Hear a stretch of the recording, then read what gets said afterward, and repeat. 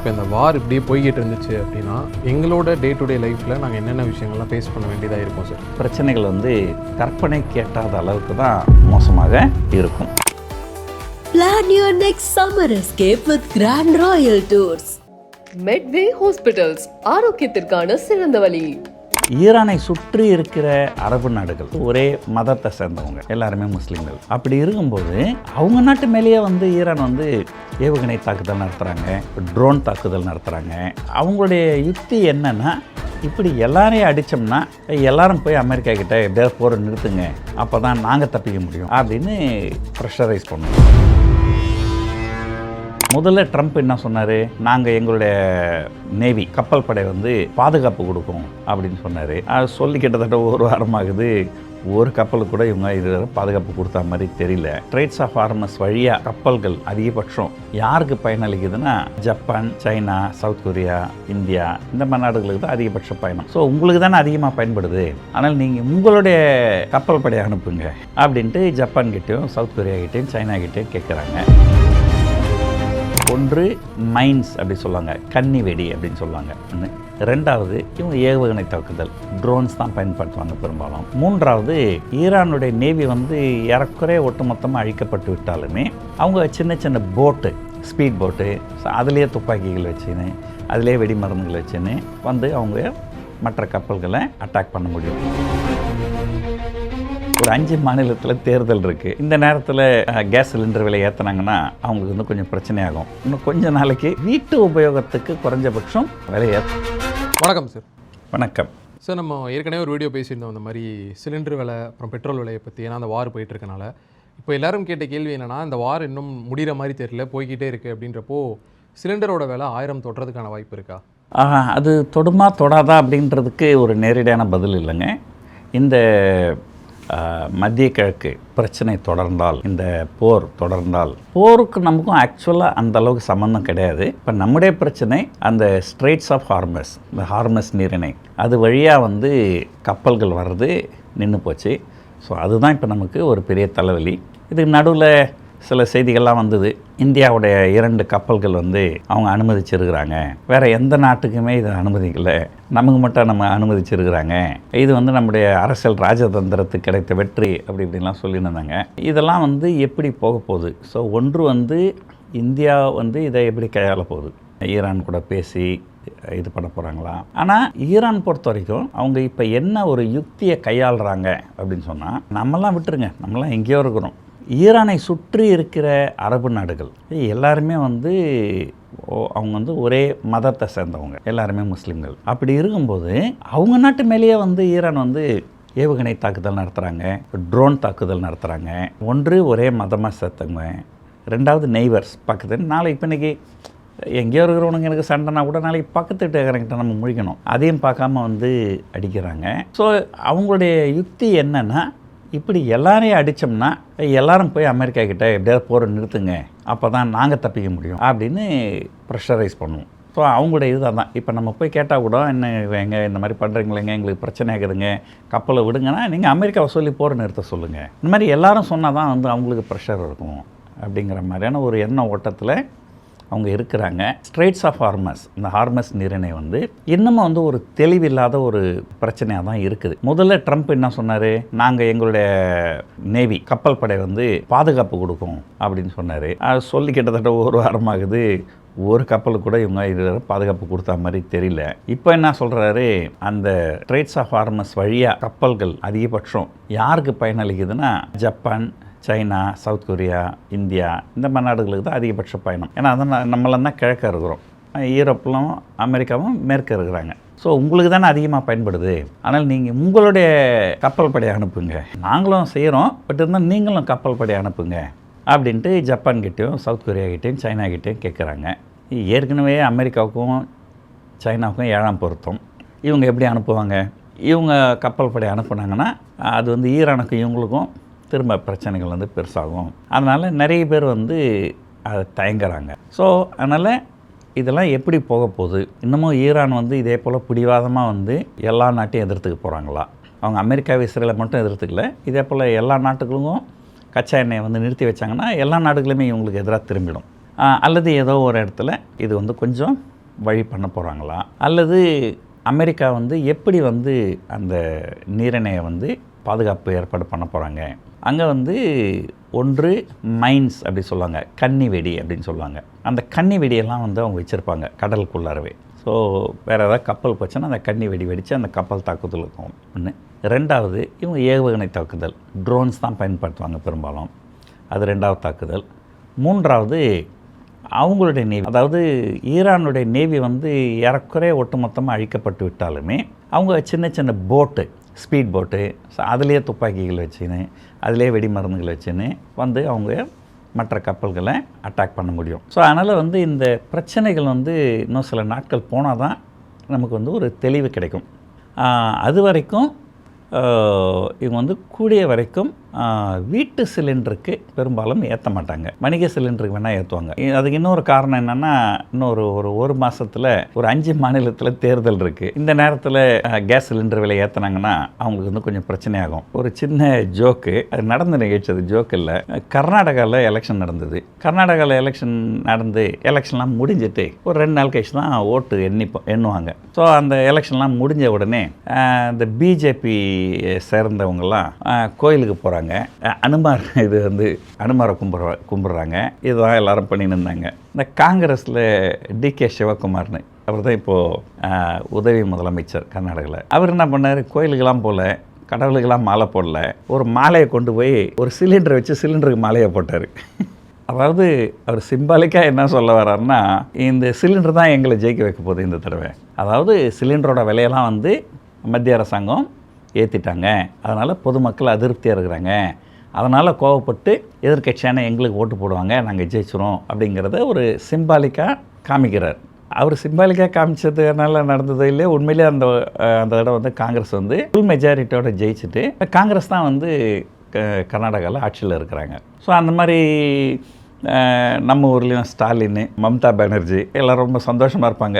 மத்திய அரசாங்கம் கொஞ்சம் சிலிண்டர் ஏற்றினாங்கன்னா பொதுமக்களுக்கு வந்து அதிருப்தி வரும், அதனால் அந்த ஓட்டுகள்லாம் வந்து நமக்கு வரும் அப்படின்னு சொல்லிட்டு இருப்பாங்க.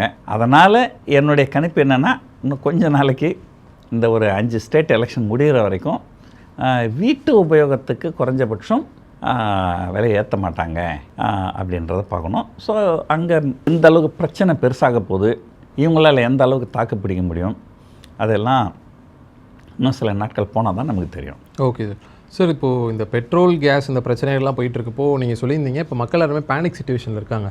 இன்னும் அவ்வளோ பெரிய க்ரைசிஸ் வரலை, பட் எல்லோரும் அவங்களுக்கு ப்ரிகாஷனாக பிஹேவ் பண்ணணும்னு சொல்லிட்டு நிறைய விஷயங்களை வாங்குறாங்க, அதுதான் பெரிய க்ரைசிஸ் க்ரியேட் பண்ணணும்னு சொல்லியிருந்தீங்க. இப்போ பார்த்தீங்கன்னா பல கடைகள் சார், ஃபேமஸான பிராண்ட் கடைகள், டீ கடை, இந்த மாதிரி விஷயங்கள்லாம் பார்த்திங்கன்னா சிலிண்டரை அப்படியே அப்புறப்படுத்திட்டாங்க. டீ காஃபி இல்லைன்றாங்க, சாப்பாடு கேட்டால் இல்லை, சிலிண்டர் இல்லை, ஸோ சாப்பாடு இல்லைன்றாங்க. ஸோ பற்றாக்குறை நம்ம கண்ணெதிராக எங்களால் பார்க்க முடியுது. அப்போ உண்மையிலே பற்றாக்குறை இருக்கா, இல்லை எதனால் இந்த மாதிரியான ஒரு விஷயங்கள் நடந்துகிட்ருக்கு இப்போது? கண்டிப்பாக நம்ம போன எபிசோட்லேயே நம்ம பேசியிருந்தோம். ஒன்று, ஒரு ப்ரோஆக்டிவான மெஷர் எடுத்து சிலர் இதுக்கு தகுந்த முன்னேற்பாடுகள் செஞ்சுருக்கணும். குறைஞ்சபட்சம் இவங்க வந்து ஒரு போர்க்கால அடிப்படையில் இந்த எலக்ட்ரிக் ஸ்டவ் சொல்லுவாங்க, அதனுடைய மேனுஃபேக்சரிங் வந்து அதிகப்படுத்தியிருக்கணும். இப்போ அந்த எலக்ட்ரிக் ஸ்டவ்லாம் நிறைய பேர் வாங்க போய் இப்போ அது எதுவுமே வந்து ஸ்டாக்கில் இல்லை, அது ஒன்று இருக்குது. அதே போல் இந்த மாதிரியான பிரச்சனைகள் வரும்போது சில குறைஞ்சபட்சம் ஒரு சாதாரண நிறுவனங்கள் விட்டுருங்க, சில 5 ஸ்டார் ஹோட்டல்லாம் இருக்குது.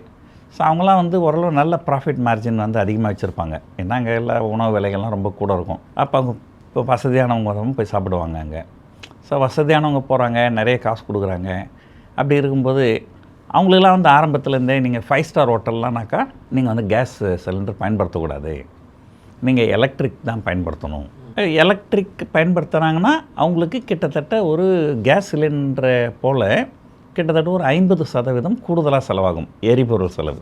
ஆனால் அந்த ஒரு 50% அதிகமான எரிபொருள் செலவுன்றது நட்சத்திர ஹோட்டல்களுக்கு அது ஒரு பெரிய விஷயம் கிடையாது. சாதா கடையில் ஒரு இட்லி 10 ரூபா இருக்குதுன்னா அங்கே 100 ரூபா இருக்கும். 100 ரூபான்றதுனால எரிபொருள் கொஞ்சம் கூடுதனால 105 ரூபா கொடுக்குறாங்கன்னு வச்சுங்களேன், அதில் என்ன பெரிய வித்தியாசம் வந்துட போகுது, ஏன்னா பணக்காரர்கள் தானே போகிறாங்க அப்படின்னு வந்து இவங்க இந்த மாதிரியான ஒரு நட்சத்திர ஹோட்டல்கள் இவங்களுக்கெல்லாம் வந்து முன்னாடியே இது பண்ணியிருந்தாங்கன்னா அவங்கள ஒரு முன்னேற்பாடோடு அவங்க வந்து கேஸ் சிலிண்டர்லேருந்து எலக்ட்ரிக்கு மாறி இருந்தாங்கன்னா இப்போ ஓரளவுக்கு கொஞ்சம் பிரச்சனை வந்து குறைஞ்சிருக்கும். இப்போது இதெல்லாம் வந்து எதையுமே ஒரு முன்னேற்பாடுகள் எதுவும் பண்ணாமல் திடீர்னு வந்து இந்த பிரச்சனை வரும்போது முதல்ல என்ன சொல்கிறாங்க, வணிக சிலிண்டர் கிடையாது. வணிக சிலிண்டர் கிடையாதுன்னா அப்போ எப்படி தான் அவங்க இது பண்ணுவாங்க? ஸோ இப்போ இருக்கிற கேஸ் சிலிண்டர் ஆச்சுன்னா அடுத்து எப்படி சமையல் பண்ணுறது?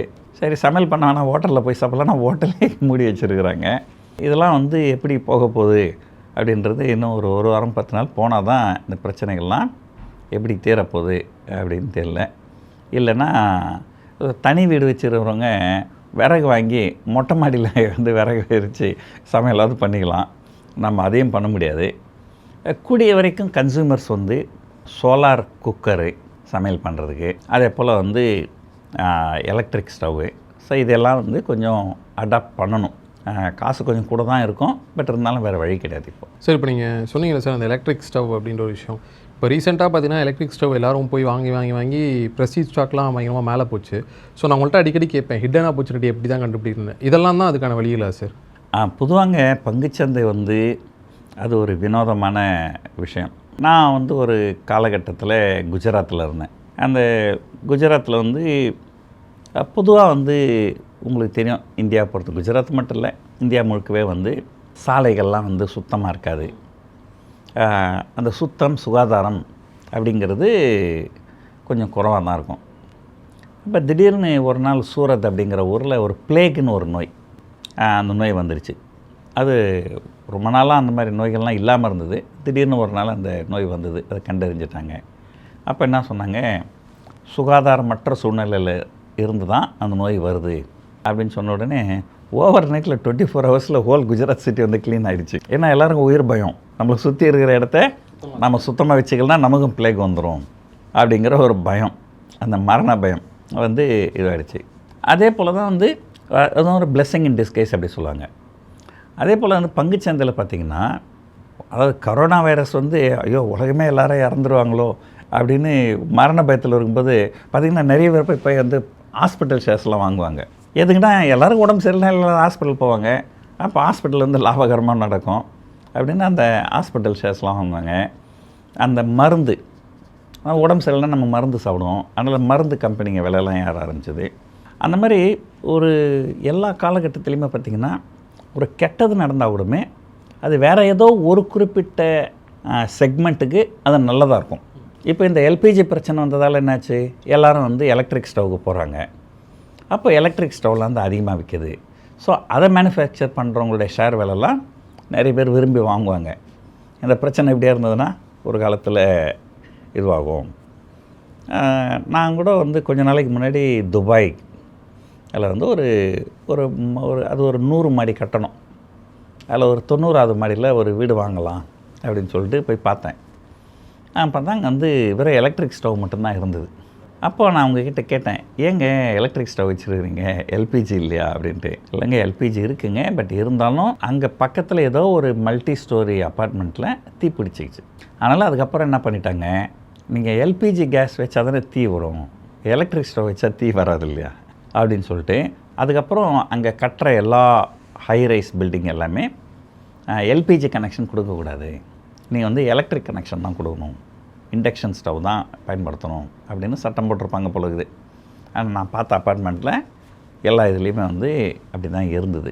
ஸோ அந்த மாதிரி வந்து ஒரு செக்மெண்ட்டுக்கு லாஸ்னா இன்னொரு செக்மெண்ட்டுக்கு லாபமாக இருக்கும். அந்த பங்குகளை வந்து நிறைய பேர் வாங்குவாங்க.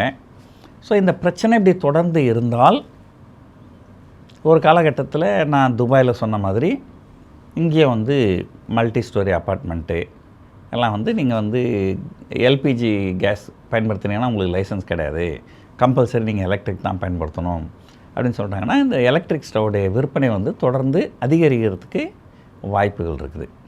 ஸோ அதனால் அந்த மாதிரி நிறுவனங்கள் பங்குகள்லாம் விலையேறும். Okay sir. சார் கடைசி கொஸ்டின் என்னென்னா, இப்போ இந்த வார் இப்படியே போய்கிட்டு இருந்துச்சு அப்படின்னா எங்களோட டே டு டே லைஃப்பில் நாங்கள் என்னென்ன விஷயங்கள்லாம் ஃபேஸ் பண்ண வேண்டியதாக இருக்கும் சார்?